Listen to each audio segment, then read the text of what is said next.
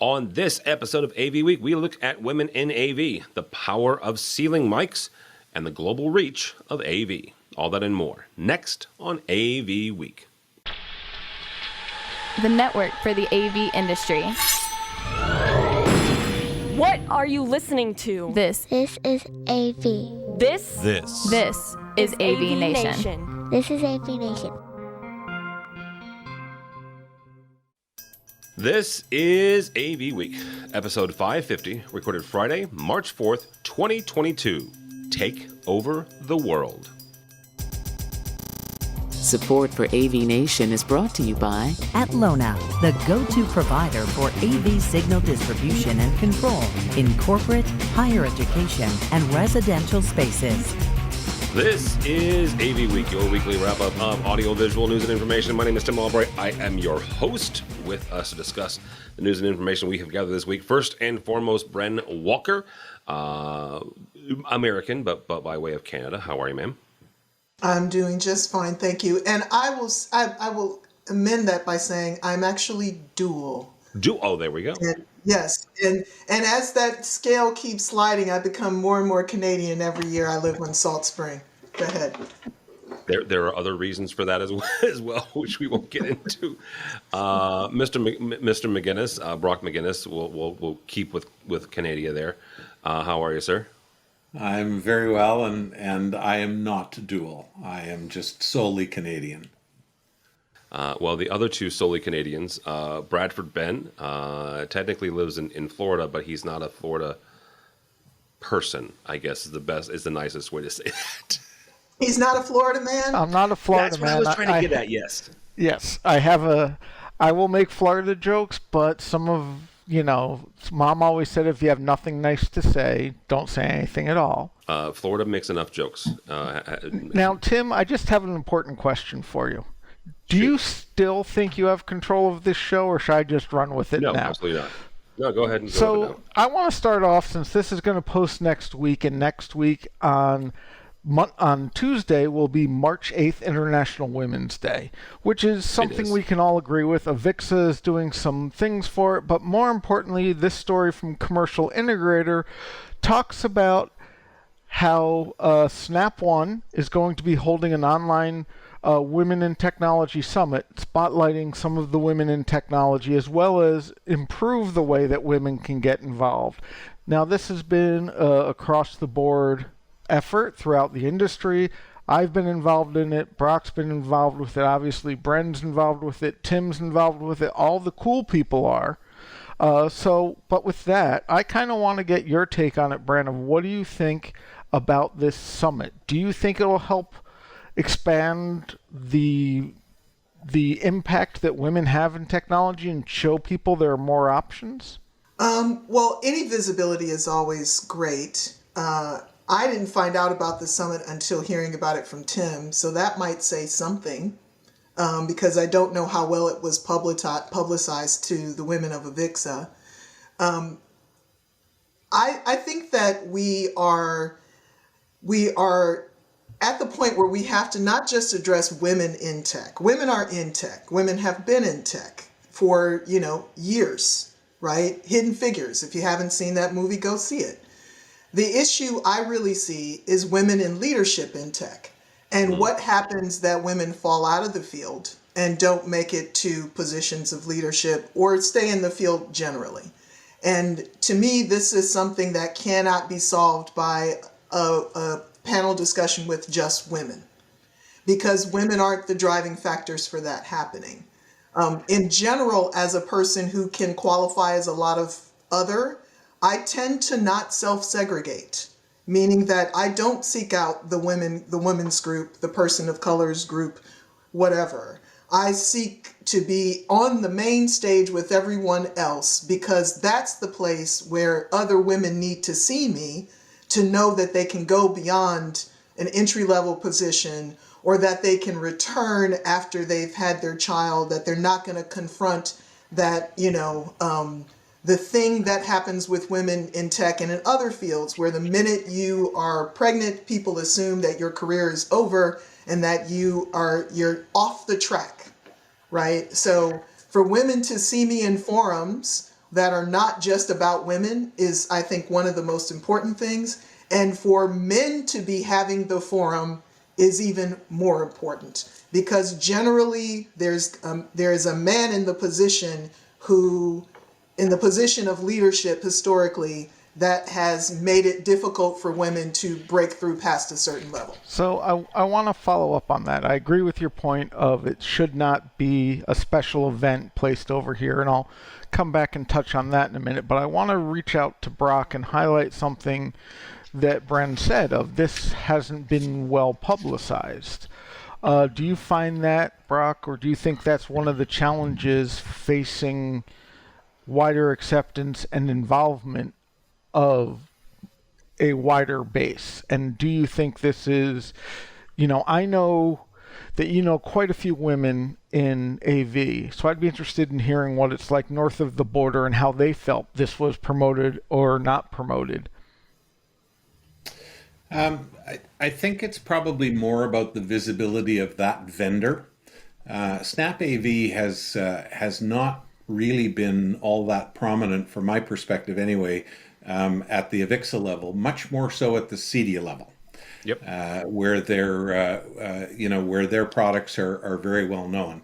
I'm not going to criticize them though, Bradford, for anything, because I think this initiative is fantastic. And one of the things that it did teach me in reading through the list of presenters and speakers is the high proportion of women in leadership at Snap.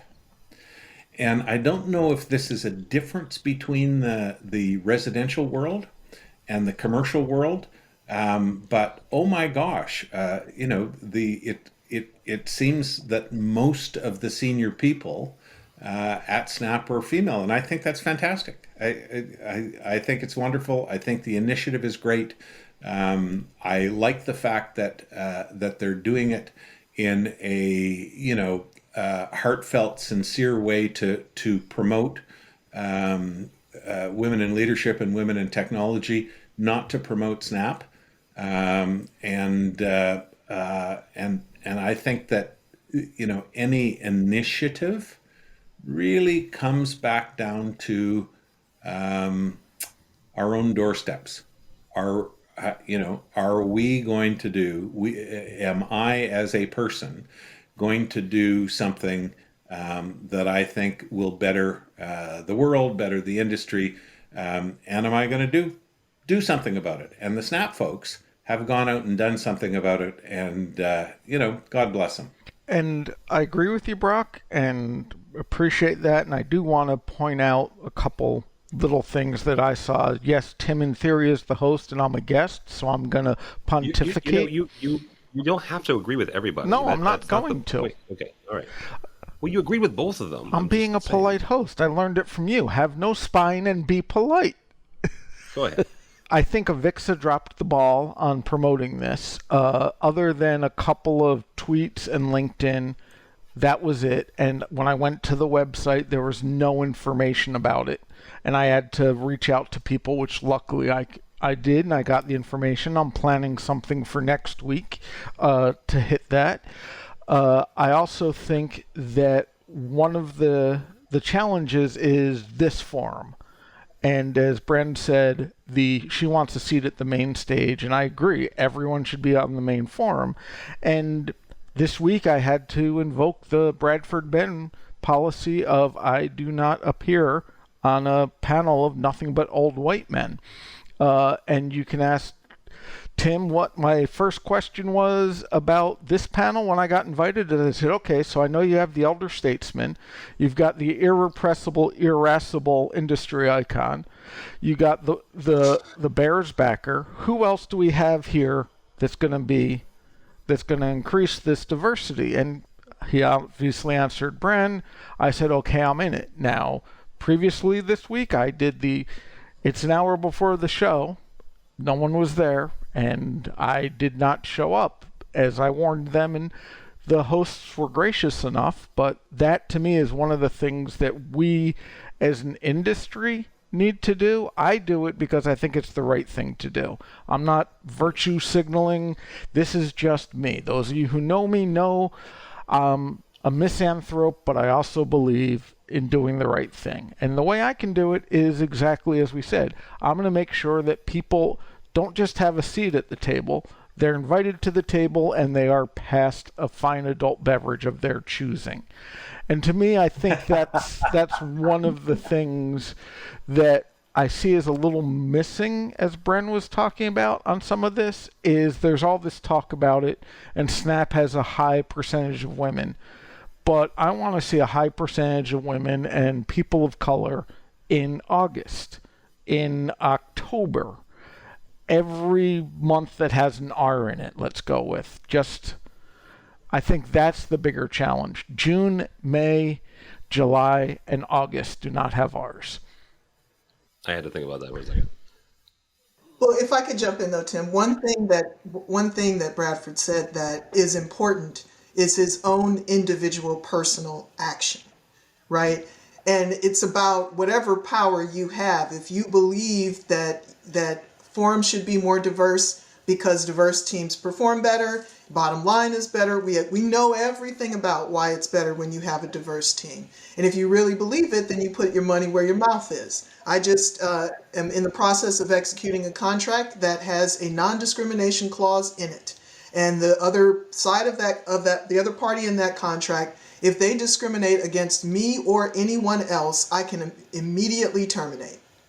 And this is something that I fought for, and that I would say that other people in positions of power can fight for that. We don't have to leave it to state-run agencies or government organizations to be the only ones holding people to account for non-discrimination. Yeah. We can all do it on an individual basis. So, as we wrap this up, I will give a shout out to Ifat Chaudhry over in the UK. She started a podcast, kind of continued the AV Jam, but is making it her own, and it's called What If. A little play on her name. And the very first, I was on an episode, not this past Wednesday, but Wednesday before last. 100%, a bunch of old white guys, right? It's what it was. Brock was there with me. And one of the things that, not that he's old, definitely white, but not that he's old. One of the things that I said in there is that you have to make those personal choices. I relayed a story of growing up in a family that has Southern roots, and there were certain phrases that I grew up around. And again, not that this was overtly racist, but it was a term that probably about a year or so ago, it was somebody used it on a news program. The person that they were on with was a person of color, and they took offense to that, and they explained why. Well, I just kind of eliminated it from not that I used it a lot, but it was one of those things that you learn as you grow. Again, Bradford said, this is a personal choice. I'm not virtue signaling and saying anything. This is my personal choice and the things that I can do. So. Alrighty, can we go on to the next story now, Bradford? Sure, let's move on to some new Audix microphones that they've come out with. They've come out with a new aimable shotgun, as they're calling it, mini ceiling mic, mainly for video conferencing and teleconferencing. It does have a Dante option as well. It covers about 150 square feet. So I want to switch things up a little bit. So Tim, as a member of CTI, Conference Technologies Inc. was the original name. You kind of specialize in this market. How do you see this product? It's not where I was going with the story, but I can go there. Okay, where were you planning on going? And I will follow you. It was more the idea of there seems to be a race to eliminate the microphone and the proximity to the, as Chuck Espinoza would say it, the mouth hole, right? right. Everything that I've learned from acoustics and from sound and from AV, the closer you are to the microphone, the better it is, right? That's the overall experience. And so whether that is Shure or Clear or Clear One, Sennheiser, this one from Audix, folks are trying to get microphones away from where they belong, which is right in front of the mouth hole. And I want to know why, right? What is it that's driving that? Aesthetics. Is that what it is? I think it's purely aesthetics. And I also think that it is to give people the sense in a situation like this, you know, if you see the technology somehow for some people that presents an artificial kind of barrier to the connection, right? And if you are in a classroom and no one can see the microphones, but you're a remote participant, not seeing the microphones it means you're not reminded that you're not there. And how much closer is the experience to you if you can't see it? Also, I think that architects, that mic looks like it was designed for architects. It's low profile. Maddie Daly, who's the senior consultant on my team, which, by the way, 4 people on my team, 3 women, so we might be the only majority female design team in working in the consulting world of performing arts, at least that I know of. And she pointed out that, one, she liked the fact that it had the LED light, and we both had the same question about the swivel. Is it manual? Right? So if you're trying to achieve this experience of contactlessness and making the technology less a part of the picture, then that swivel can't be manual, right? Like it's got to be automated somehow. So those are my 2 cents. I'm going to jump in a little bit here. Well, no one's surprised. To me, the swivel is a huge thing, and it has to be automated. And to be honest, I'd put some gaffer's tape on it and tape it to the bottom of a pan tilt zoom camera, and poof, you see who's talking. But the 2 other reasons I think that microphones off table are becoming more important to people is it lets them rearrange the furniture. No core drilling, no stuff like that. So from an overall facility impact, it's easier. The other thing is, having worked for a manufacturer many years ago that made very small table microphones for the market that were almost flush with the surface. Notebooks and paper and people pushing stuff out of the way was a bigger problem. And going to choir overhead microphones hanging down solved that issue and made the table a table to people, not a huge surface. So I think that approach does have merit from a completely separate view. To Bren's point of it needs to be aimable, yes, I'm actually surprised it wasn't after reading it.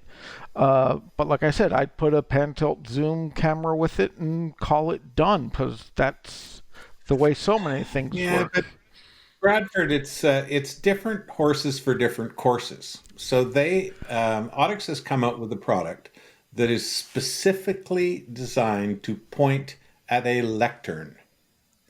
This is a single-purpose device. It's not for the whole room. It's a shotgun.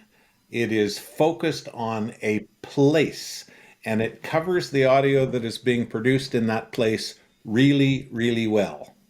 And if you want to cover a much broader area with something that would require motorization, or you want to cover 10 seats, well, maybe you need 10 of these devices. And the biggest advantage is it's inexpensive. You're spending thousands of dollars for an MXA 910 or a TCC2, and this thing is probably a couple of $100. It takes a single channel on a DSP or one of a gazillion on your Dante network. You put it up there. It covers somebody in a house of worship. It covers somebody in a low budget classroom where listening needs to be reinforced, and you're done with it. It's a great little tool. It is not everything for everyone, and it is certainly not an MXA 910 competitor. Well, Brock, I hear your point on the price and the use case. I will say that the graphic I saw had that mic aimed at the room, and not at one speaker. Correct. And it was the idea that it's covering 150 feet of range. You're going to put two of those in a classroom, and all of a sudden you're going to have a Socratic dialogue. That's what was suggested by the image to me. Agreed. Well, and the good news, Bryn, is that that's why there are technology consultants and designers as opposed to marketing people that are designing systems. And I'm sure that there is someone that works at that manufacturer that is equally as horrified as you are, because you can't. The worst thing that we as technologists can do for our clients is give them unrealistic expectations of what they can accomplish with either a low value solution or a fixed solution. I had the pleasure this morning of sitting with the CIO and two directors, both female incidentally, of a major global consulting firm, talking about their divisible combinable conference rooms and the fact that they are very unhappy with the microphone sound reinforcement in one of their locations in Canada. That these ceiling mics somehow can't pick up normal conversation from 125 people. Oh my gosh. The integrator failed the client in creating expectations, or somebody within the organization, because there's multiple levels of technical people before you get up to the CIO. And so they had asked my advice on how to better treat these divisible combinable rooms. And my advice was, well, you've got two different kinds of use cases. When they're single rooms with 24 people acting as a video boardroom, treat them that way. And when they're combined to a 125 person bowling alley, you need to treat it a very different way. And so I've always liked Audix products. I always thought that they were very good at what they did, and I hope that their marketing is as can be as solid as the performance of their products, because that little sucker, it is not going to do a classroom. Don't confuse the issue with the facts. It's not like you put a space shuttle on a product that's called Apollo. There you go. But that's part of tech's problem, right? Is the marketing says one thing and then the reality is another. Hardware, software, that's part of our problem. And we certainly get into it even more so when you start when private equity is involved owning a company, and suddenly that roadmap of all the things you were supposed to get when you signed up for a service or a piece of gear is no longer going to happen. Starlink. So, I just want to know why everybody is blaming marketing and not salespeople right now. That's what I want to know. Because sales just takes the order. Marketing is the one. No. Sales is 100%. It can do this, it can do that, it can slice and dice. And marketing has to give them a message. Marketing writes the script for the Baphomet with bull, and then sales actually takes that script and riffs. Yep. All right. Brent is 100% right. Last story, Bradford. Last story is about AVI-SPL and its plot to take over the world. And I'm not going to use just AVI-SPL. We're going to talk in the general scheme about international business and how the markets are expanding. This story, which comes to us from AV Magazine, AVI-SPL to acquire AV integrator by the name of Sonix in Ireland. It's supposed to close by the time this posts. And so it's a letter of intent. But to me, the big thing is, yes, we can talk about mergers and acquisitions, and that's been happening for a while, but I want to look at how this impacts the international market and potential growth streams for the market. So to that end, let's start with Bren, because she's already shaking her head, and Brock is trying to figure out how to politely say there's something zingingly stinging towards me. Well, I think that there's the global a global mindset is the only way we're going to take over the world. And I have my personal goal is for AV to take over the world and to stop playing like the little kid on the block next to quote unquote tech companies.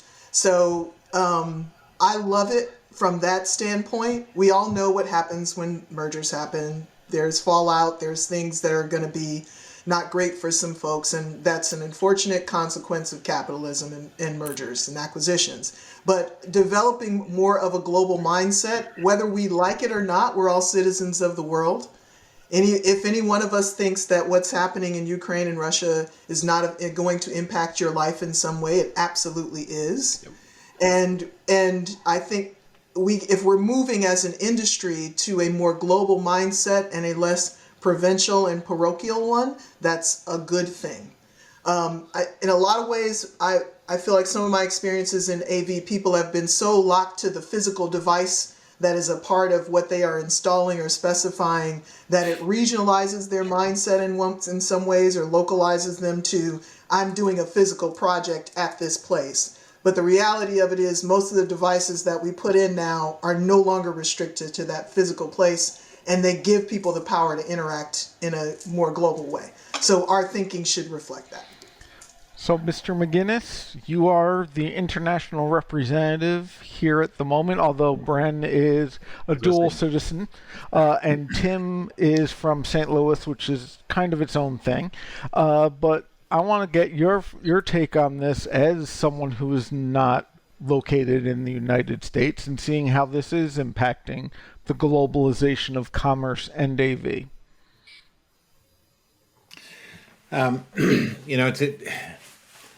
It's interesting because I think that global integrators have grown up to service global clients.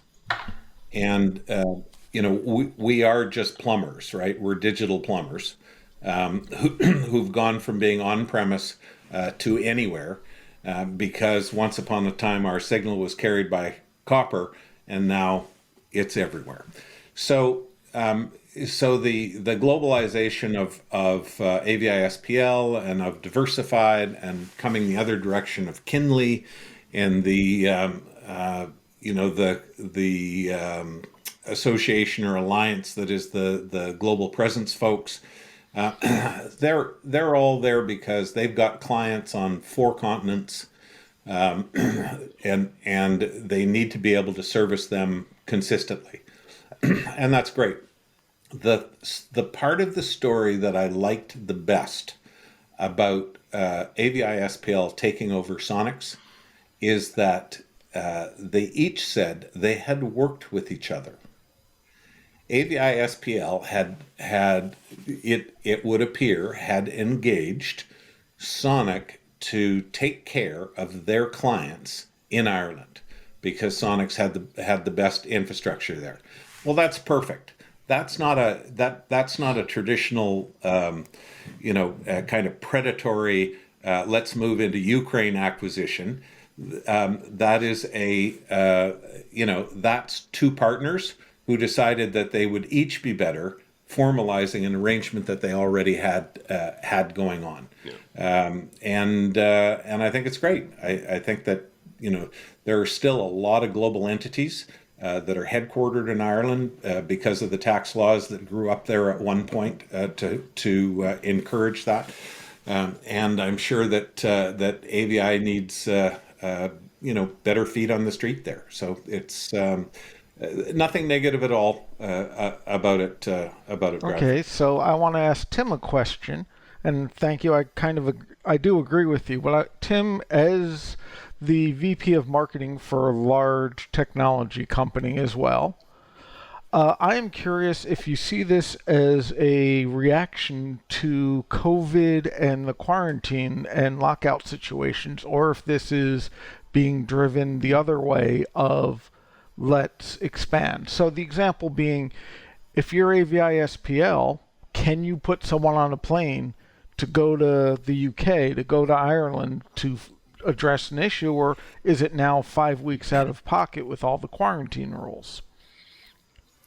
Well, I don't think that you make an acquisition like this because of something temporary. And I am optimistic enough to say that COVID is temporary, even though we have been dealing with it for 2 years. So I think it's more strategic. Now, as Brock said, they've already worked together, so that may have come from COVID, right? Where not being able to send somebody over, or like you said, being out for 5-6 weeks, certainly would lend itself to that. But that's also kind of what, whether you're SPL or you're diversified or it's the Global Alliance or it's PSNI, Brock and Brent are right. We are growing up globally here, and being able to service our clients, whether they are in, Des Moines or Dubai, is incredibly important.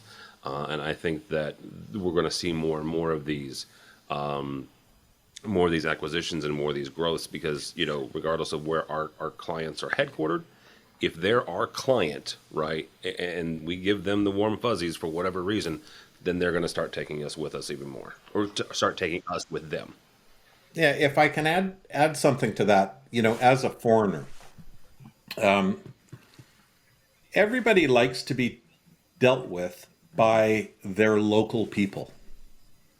It's human nature. If you're an Irish person in Ireland, you don't want to be serviced out of the UK, and you sure as heck don't want to be serviced out of the US. It's not, Bradford, about putting somebody on a plane for day-to-day business. They want to be serviced locally, as do Canadian customers in Canada, and in the U.S. it's why people have 28 offices and 16 offices and 31 offices, is that we are plumbers, but we work on site. It's very difficult to support somebody in AV who's 1,000 miles away. Sometimes you just have to go down and fix something on a job site. And so, you can use a subcontractor for that, a proxy. But when my wife makes a dinner date with me, she wants me to show up, not a proxy. And it's important. And on that note, I would like to thank you all three for coming, and for Bradford for giving me the day off. Bren Walker, how do people connect with you?